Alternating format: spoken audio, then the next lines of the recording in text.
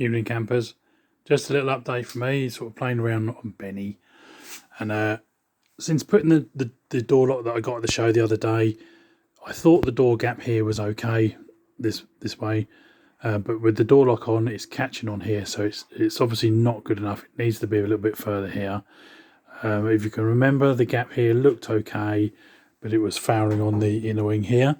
So in my mind, that's a hard datum point. You can't move that, so it's got to be playing around with either this panel or where this wing in the A panel is. So I've been playing around again and trying to figure out what's going on. This gap between the door and the A panel wasn't right. It was too high up here. And also, if you take the seam line, this whole panel was sitting about 1 or 2 mils backwards from there. So again, that was pushing that towards the door, which was making the gap smaller. So I'm trying to figure out what room do we have to move that. Is the inner wing in the right place? Well, it's right up against the bulkhead here, so I don't think it can go any further forward.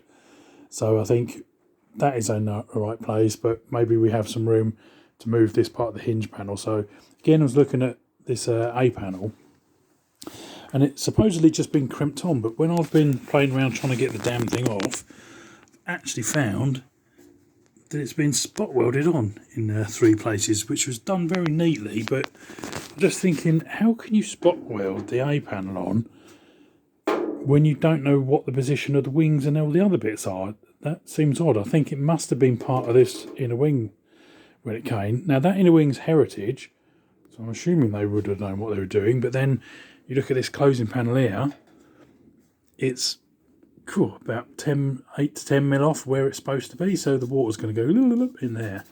So that's got to come off. So this is coming off. So I'll cut this off, and then we can see whether we can play around with the hinge panel here and get that sitting a bit better, and then hopefully get that on.